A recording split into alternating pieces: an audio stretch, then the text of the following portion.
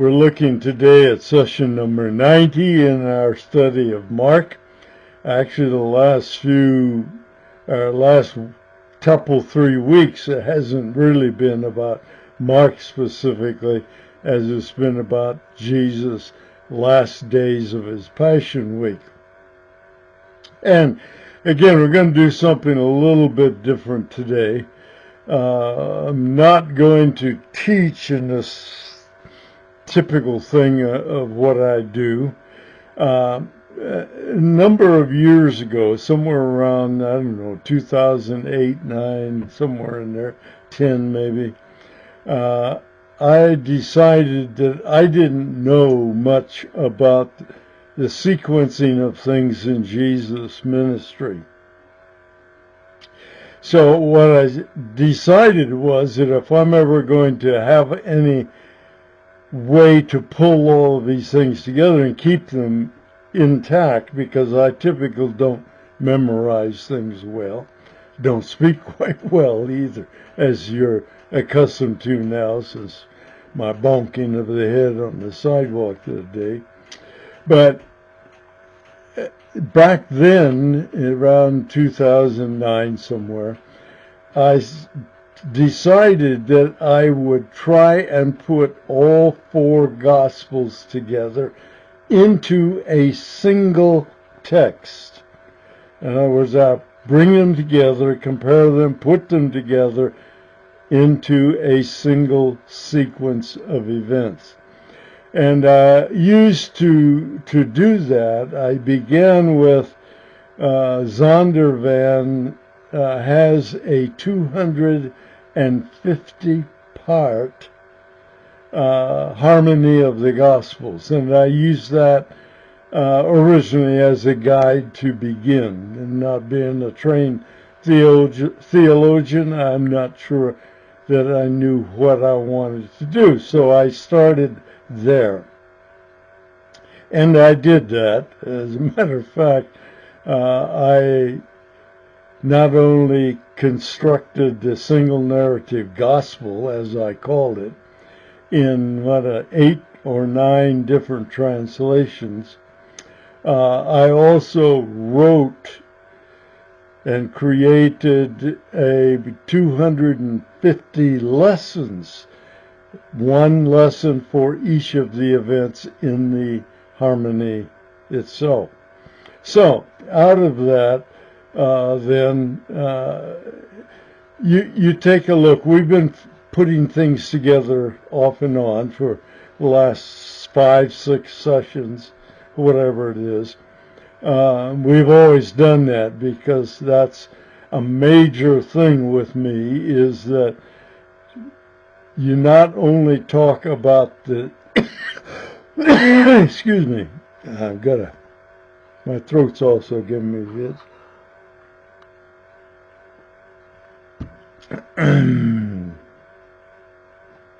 That's a great pop, by the way. Where was I? Yeah.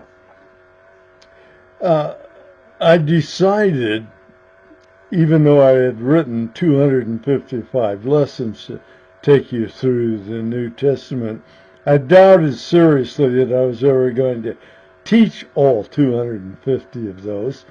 It would only take, 4 years? I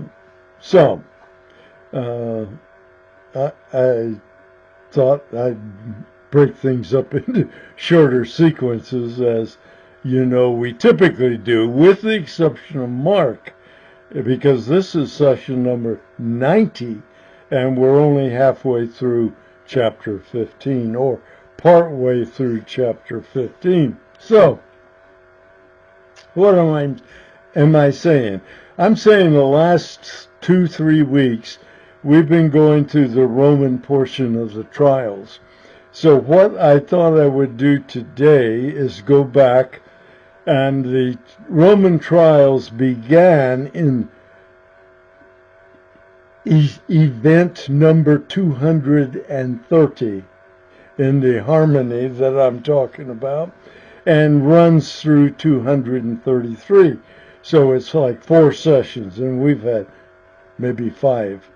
But anyhow, what I thought I would do today is to read you my New American Standard translation of that single narrative gospel running through the Roman trials, Numbers 2:30 through 33. So that's what I'm going to do. I'm just going to be reading. I'll take a sip out of my Great Crush when I need it. Maybe before I cough, maybe after, maybe in spite of, I don't know. Anyhow, I'm going to just simply read this, and it will give us a review of those 3 sections of the Roman trials. You ready? Well, here we go. The next time, I promised we'd get to the crucifixion this time. Well, I lied. I forgot that I have this inserted in between those 2. Okay, then the whole body, remember this is back at the Sanhedrin, then the whole body of them arose, bound him, Jesus, and led him away from Caiaphas, and brought him before Pilate. It was early. They themselves did not enter into the praetorium in order that they might not be defiled, but might eat the Passover. They might be able to participate in the Seder, because they thought if they went in the praetorium, they might get made unclean by something they touched or something that touched them. Excuse me. Pilate therefore went out to them. Remember, this is that inside-outside transition that Pilate makes through this whole time. Pilate therefore went out to them and said, "What accusation do you bring against this man?" And they said to him, "If this man were not an evildoer, we would not have delivered him up to you." Not what someone Pilate probably wanted to hear. Pilate therefore, did I say Pilate? Pilate therefore said to them, "Take him yourselves and judge him according to your law." The Jews began to accuse Jesus. "We're not permitted to put anyone to death. We found this man misleading our nation, stirring them up, forbidding to pay taxes to Caesar," all lies of course, "and saying that he himself is Christ a king," a true statement. This was said that the word of Jesus might be fulfilled, which he spoke, and that's in John 2, I think, signifying by what kind of death he was about to die. Pilate therefore entered again into the praetorium, and went back into it, summoned Jesus, and said to him only one thing: "Are you the King of the Jews?" Jesus answered, "Are you saying this on your own initiative, or did others tell you about me? Is this your opinion, or do you have witnesses?" Pilate answered, "I'm not a Jew, am I? Your own nation and the chief priests delivered you up to me. What have you done?" Jesus answering, didn't answer the question actually, but he said, "My kingdom," but he did say, "Yes, I'm a king, is not of this world. If my kingdom were of this world, then my servants would be fighting that I might not be delivered up to the Jews. But as it is, my kingdom is not of this realm." So Pilate got his answer. Pilate therefore said to him, "So you are a king?" Jesus answered, "You say correctly that I am a king. For this I have been born, for this I have come into the world, to bear witness to the truth. Everyone who is of the truth hears my voice. And Pilate too makes a famous statement. Pilate said to him, what is truth? And when Pilate, had said this, he went out again to the Jews. The chief priests began to accuse Jesus harshly, and while he was being accused by the chief priests and elders, he made no answer. And Pilate was questioning him again, saying, excuse me,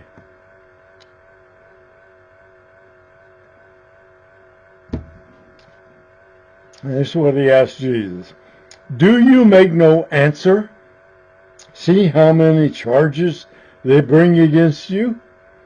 And he did not answer him with regard to even a single charge, so that the governor was quite amazed. In the Roman thing, remember, you are expected as a defendant to speak in your behalf. Not so in Jewish legal matters. And Pilate said to the chief priests and to the multitudes, I find no guilt in this man.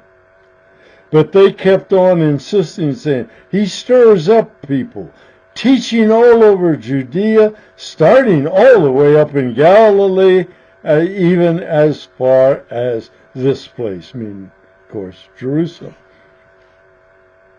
But when Pilate heard that, he asked whether the man was a Galilean. And when he learned that he belonged to Herod's jurisdiction, that's Jesus, he sent Jesus to Herod, who himself was in Jerusalem at that time. Now we're moving to the next event, and that's Herod. Now Herod was very glad when he saw Jesus, for he had wanted to see him for a long time, because he had been hearing about him, and he was hoping to see some sign, some miracle performed by him. And he questioned him at some length, but Jesus answered him nothing. And the chief priests and the scribes were standing there at Herod's, accusing Jesus vehemently. And Herod with his soldiers, after treating him with contempt and mocking him, dressed Jesus in a gorgeous robe, probably white or royal color, royal purple, and sent him back to Pilate. So Herod didn't do anything but mess around. Now Herod and Pilate became friends with one another on that very day, for before they had been at enmity with each other. Remember, they were in essence competing rulers, not of the same territory, but both rulers, both appointed by Rome. And then we move to the third episode, and Pilate summoned the chief priests and the rulers and the people and said to them, you brought, and there was a whole mob, he brought this man to me. You brought this man to me as one who incites the people to rebellion. And having examined him before you, I have found no guilt in this man. Regarding the charges which you are making against him, I didn't find anything. No, nor has Herod, for he sent him back to us. And behold, nothing deserving death has been done by him. I will therefore punish him, flog him, and release him. For Pilate knew that because of envy, the chief priests had delivered him up. And while Pilate was sitting on the judgment seat, his wife sent to him, saying, have nothing to do with that righteous man, for last night I suffered greatly in the dream because of him. Now, at the feast Passover feast, the governor was accustomed to release for the multitude any one prisoner whom they wanted. They were holding at that time a notorious prisoner called Barabbas, who had been imprisoned with insurrectionists, zealots, if you please, who had committed murder. And the multitude went up and began asking Pilate to do as he had been accustomed to do for them. The governor said to them, yeah, right, you got accustomed that I should release someone for you at Passover. Do you wish then that I release for you Barabbas, or Jesus, who is called Christ? Do you want me to release for you the King of the Jews? Well, the chief priests and the elders persuaded the multitudes, they got the mob in this, to ask for Barabbas and to put Jesus to death. That's their goal, the religious elite. We got to get him out of here. They cried out all together, saying, "Away with this man, and release for us Barabbas." Pilate, wanting to release Jesus, addressed them again. "Then what shall I do with Jesus, who is called Christ, him who you call the King of the Jews?" And they shouted back, "Let him be crucified!" And he said to them the third time, "Why? What evil has he done? I have found in him no guilt demanding death. I will therefore punish him and release him." But they, the mob, were insistent with loud voices, asking that he, Jesus, be crucified.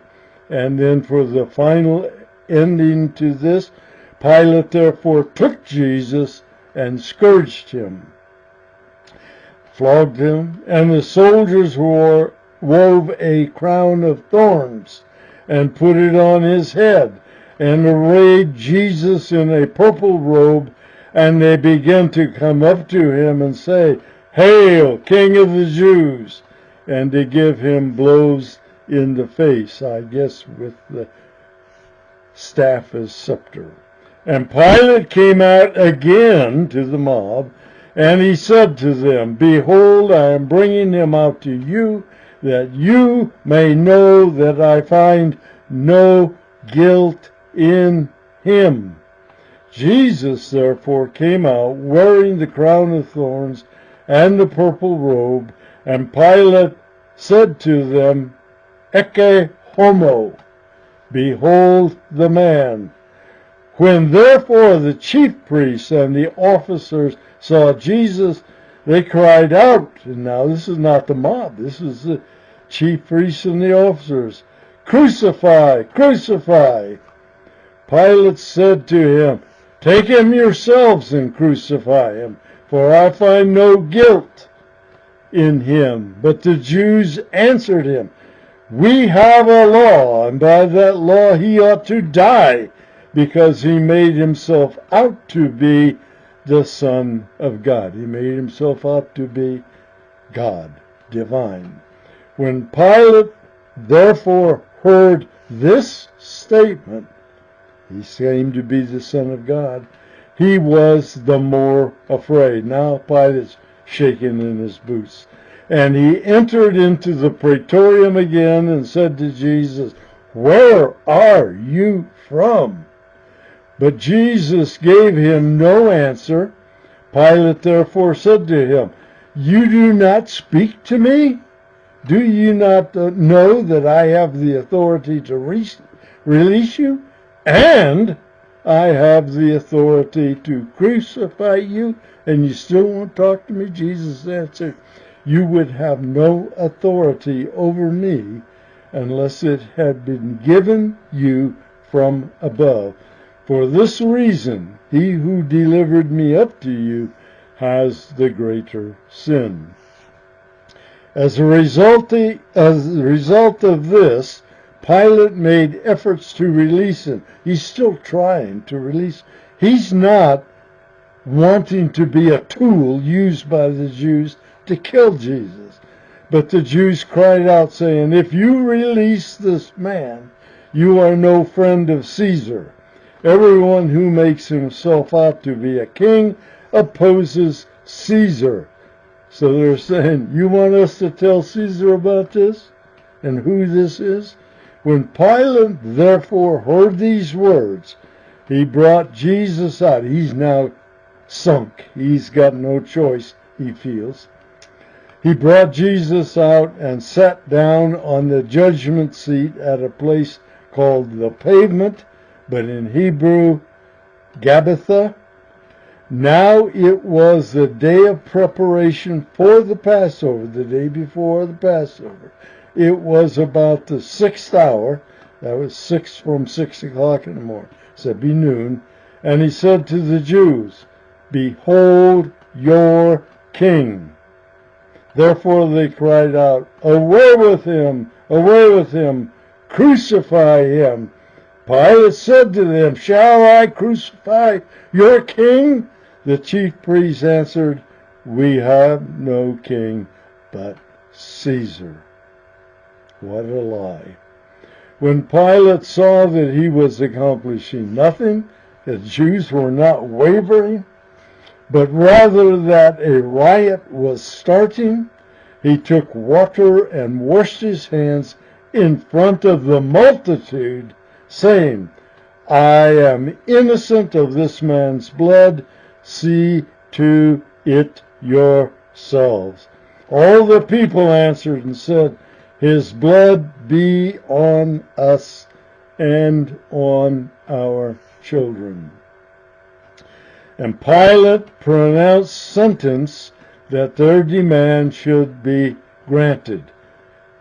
He said, "Okay, we will crucify the king of the Jews." Then he released Barabbas for them. So he delivered him to them to be crucified. Then the soldiers of the governor took Jesus into the praetorium and gathered the whole Roman cohort around him, and they stripped him and put a scarlet robe on him.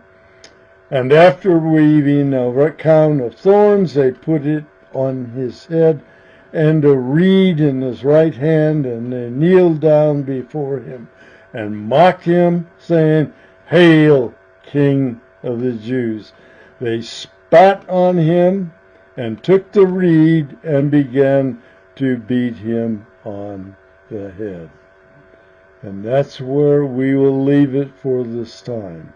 Next time, I should be able to keep my word and deliver to you Jesus' crucifixion. Thank you for being here. We'll see you again.